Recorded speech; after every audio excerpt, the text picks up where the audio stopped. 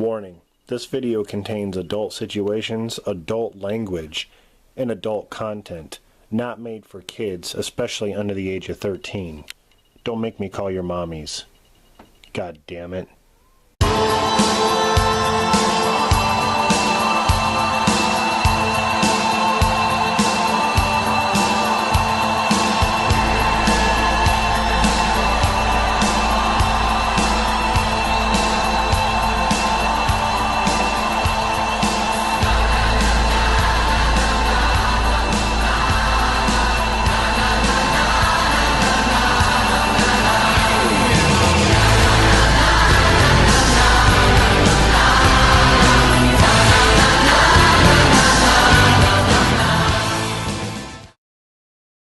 Hey, what's up guys? Rob here from Movie Review Time, and welcome back to another Top 10 video. It is that time of year, ladies and gentlemen. 2019 is almost over, so I thought I would do my top 10 favorite films of 2019. I just want to say this right off the bat. I did not see every single film that came out this year. Matter of fact, there were some movies that I'm like, you know what? I'm not going to see it in the theater. Maybe I'll just wait till it comes out on DVD or Blu-ray. Didn't even do that. There are films like Charlie's Angels, which I actually have no interest in seeing. So there are a lot of films I missed. And when it comes to this list, you know, these are just films that I saw, either in the theater or on Blu-ray, and I enjoyed them. So that's how I'm ranking them. So I'm also going to be doing a top 10 worst movies of 2019, which is going to come after this video. And normally I would do honorable mentions, which I'm not going to do this time. I'm going to save that for a separate video, which is going to come third. That one's going to be titled Movies That I Liked in 2019 That Did Not Make the Top 10 list. So that'll be interesting as well. So look out for those two videos after this one. But again, this is just my opinion, my own personal list. You know, I know you're probably not going to agree with it, and that's fine. Everyone has their own opinions. So I'm just going to do my top 10. Let's get started. Let's start with number 10. That is Midsommar, or Midsummer, however you want to say it. This film was different, and it kept me on the edge of my seat. It kept me interested. I liked the main character. I liked the fact that they go to this place where there's like this cult and weird things start happening. Some things that are left unexplained, some things that are explained really well. I liked it. And I believe the director also did Hereditary, which I think I like this movie better. Hereditary was okay, but I think I like this one more. So for me, that comes in at number 10. Number 9 is Glass. Now, this is a film that critics pretty much pandered, you know, because it didn't live up to Split or Unbreakable. I definitely think it's the weakest out of the 3 movies in the Unbreakable trilogy. But that's not really saying much. The only thing that I had a problem with in Glass is the way they treated Dunn's character at the end. I did not like that. I thought that was a cheap way to, you know, take out a character. I thought that was really dumb. But as far as the movie goes, I enjoyed myself. It could have been better, yes. But overall, I liked it. So that's number 9, Glass. Number 8 is Brightburn. What would happen if Superman went rogue and turned evil and started killing people? Well, yeah, Brightburn. That's basically what it is. You know, this kid who's an alien from another planet. It's just like the Superman story. He grows up and on this farm, and then bad things start happening to people. People start dying, and it's this kid causing it. Really, really cool, man. I love the effects in this movie. It kind of blew me away with the gore effects. I didn't think it was actually going to be that gory, but yeah, it was really awesome. Elizabeth Banks, great. She did a good job, and overall, I really thought the movie was entertaining, and I got out of it what I wanted. I definitely want to see another one, that's for sure. So I had a lot of fun with Brightburn. Coming in at number 7 is Us. I got 5 on it. Us is a great horror film. It's original. I don't think it's as good as Get Out, but you really can't compare the two because they're so different. Us is kind of a big movie in its own way. I don't really care for the off-screen kills. They actually do that a lot in the film. And I thought the story at times was too big for its own good, where things are left kind of unexplained, where I thought they maybe could have kept the film smaller and concentrated on certain characters like in the family. I thought that would have been better than having doppelgangers like all over the city or all over the country. That's just my opinion, but for what they did, it definitely left a mark. That's for sure. It's got everyone talking about it, like the ending and certain things that happen. Amazing soundtrack. Love the theme to this movie. You know, loved the you know, the humor. The humor really hit. Did everyone, as far as acting goes, everyone did a solid job on their acting. That was really, really cool. I'm just really impressed with Jordan Peele. I think he definitely brings it whenever he makes a film, it seems like. Especially in the horror genre, he definitely leaves his mark when it comes to that. So, I enjoyed it. Coming in at number 6 is Ready or Not. Now, this is a movie that blew me away. When I saw the trailer to this, I'm like, oh great. Like another typical, like, kids game turned into a horror film. You know, you had Truth or Dare, which I thought was ridiculous. But Ready or Not, basically hide and go seek, pretty much.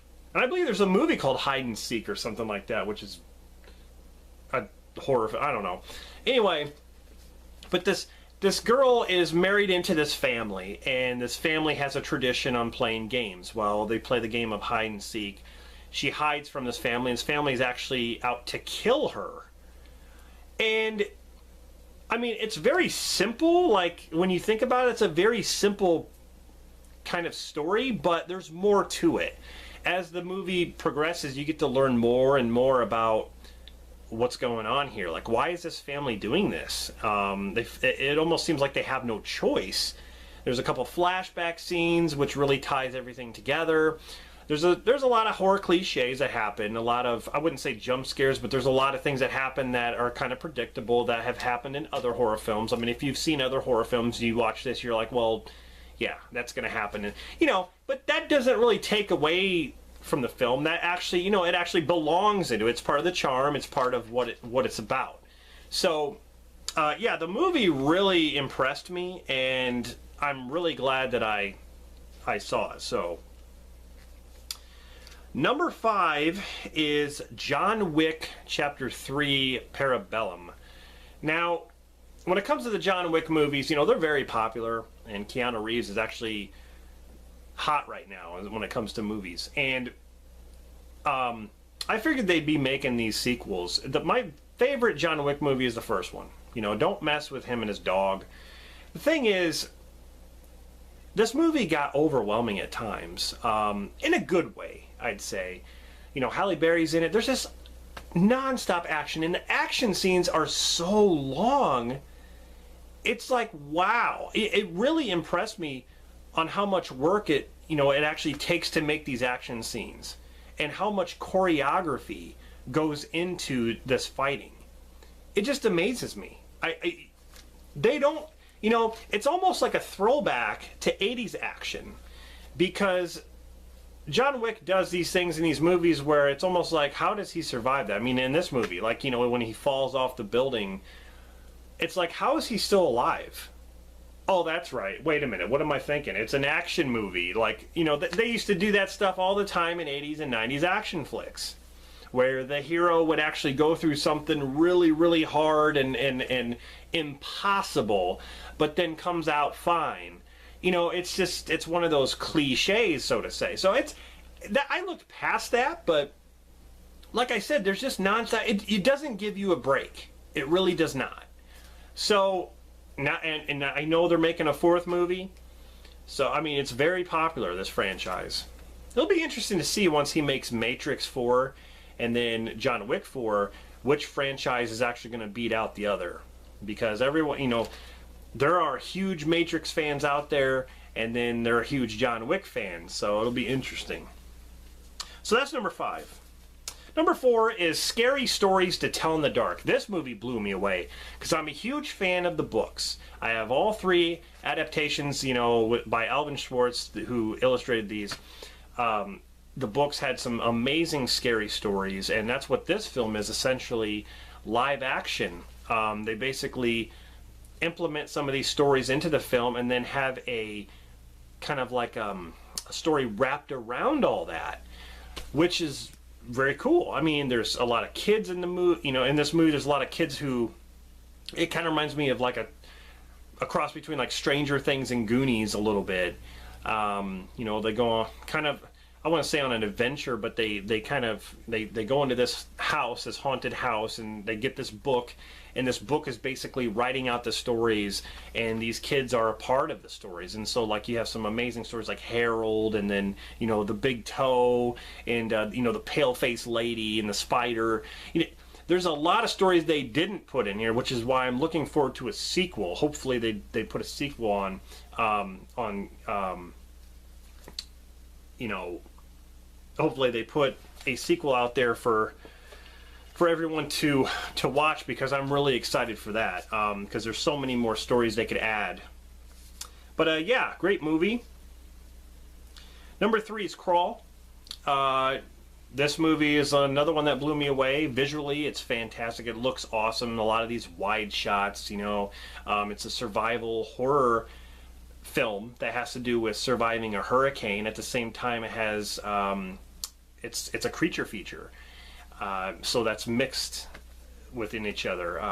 Surviving the hurricane and surviving crocodiles. It's like, you know, they're stuck in the basement, this girl and her father, and then there's crocodiles down there, but, you know, it's also flooding because of the hurricane. And then you know, there's other people who try to help and they get eaten. The creature effects are awesome, the gore effects are awesome, and like I said, visually, like these far back wide shots of like them driving up to the house, and you can see the sky, and it's like a dark sky. You can tell there's a storm coming, and like, you know, the clouds are twirling, and it's just the rain effects. It's just really, really awesome. Really blew me away. That's probably my favorite crocodile film besides like Lake Placid. And then, you know, I liked Primeval and Rogue. Those are good ones too. Now, number 2, this would actually be in my number 1 spot if it wasn't for the number 1 pick. But I had to put it number 2, and that is Dr. Sleep. This movie was fantastic. Fantastic. And it's sad because I think this movie actually underperformed. Not a lot of people are talking about it, which is a shame, because this movie is close to being a masterpiece. It is so good. Stanley Kubrick's The Shining is my favorite horror film of all time. Most of you know me know that. So I was very interested to see this film. It was probably one of my most anticipated of the year. And I didn't come out disappointed. There are some messed up scenes in this movie. This boy gets killed. They actually show a lot of it. I mean, it's messed up. The fact that Ewan McGregor plays, you know, an older version of Danny from the original Shining. And there's flashbacks of Wendy. You know, they cast a girl who actually looks like Shelley Duvall. A young Shelley Duvall, and when she talks, I'm like, oh my God, she sounds just like her. There are a lot of surprises in the movie. I mean, the fact that he goes back to the hotel, it looks amazing. The fact that they went back to the hotel, they reconstructed these sets, and oh my God, it's like you could watch Stanley Kubrick's The Shining and then pop in Dr. Sleep right after. It's like one big movie. It's, oh my God, I'm not even over exaggerating, you guys. Dr. Sleep, if you have not seen Dr. Sleep, you are missing out. That movie is so good. It is so good. It's gory, bloody, and it's visually, it's got that gritty feel and look to it. It's really got, it's almost like depressing in a way, but it's got that same feel as The Shining, and it's even got the same theme. They even use the theme. Awesome, man. The lady in the bathtub, man, they got her right. Man, she's creepy. But there's a lot of surprises and things that I was just like, oh my god, yeah, amazing film, just amazing. And it would be in my #1 spot if it wasn't for this movie, and I think you guys might know what it is. My #1 favorite film of 2019 has to go to Joker. A masterpiece. Joker, I was not expecting it to be that good. It's a character study, a character piece of one of the most iconic villains in comic book history.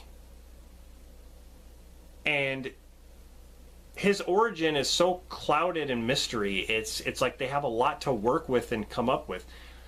But I think they nailed it with this. There's a lot of things that happen in this movie where you're kind of like, I hope they don't go that route. Oh man, they are. They're going that route. Then all of a sudden, it switches, and you're like, okay, wow. Oh, so they're doing this. Oh my god. Oh my. Okay. Like, that's how it is in this movie. They make you think one thing, and then all of a sudden it switches, and you're like, wow. I mean, excellent piece of storytelling. Just, I cannot, the writing was so good, the acting was so good, every character in this was interesting. Like, Thomas Wayne makes an appearance, you know, Bruce's dad. And, you know, things that connect with, like, the Batman universe. They did it so well. And Joaquin Phoenix, the guy is incredible. You know, Heath Ledger, I always say, is like the best Joker next to Nicholson. I always thought Nicholson was one of the best. Because Batman '89 is definitely one of my favorite Batman's movies. But I gotta give it to Joaquin. He's kind of like a misunderstood character. But at the same time, you can see what you can kind of relate to what he's thinking and doing, but then he kind of goes overboard in that way. I mean, he's had a shitty life. The thing is, you can kind of relate to that. It's so well done, so well written, so well directed. I cannot praise it enough. It deserves the #1 spot, hands down. So anyway, that's it. Yeah. Quick recap. #10 is Midsummer, however you say it. #9 is Glass. #8 is Brightburn. #7 is Us. I got 5 on it. #6 is Ready or Not. Here I come. You can't hide. I'm gonna find you and make you love me. #5 is John Wick Chapter 3 Parabellum. #4 is Scary Stories to Tell in the Dark. #3 is Crawl. #2 is Doctor Sleep. #1 is Joker. So there you go. It's my top 10 favorite films of 2019. Just my personal list. And like I said, I didn't see every single film in the year 2019, so there's probably some that are missing, but that's fine. Next video is going to be my top 10 worst films of 2019, and that's actually going to be probably a controversial video because there's some titles in there that people actually probably do like, and that's fine. I'm going to be honest. I'm going to give my honest opinions, okay? Now, if you want to do a video response to this, please do. Your top 10 favorite films of 2019, or if you want to post, you know, down in the comments what your favorite films are. I would really, really like to hear your thoughts and your list. So, Anyway, guys, thank you very much for watching this. This is Rob from Movie Review Time signing off. Stay tuned for more videos.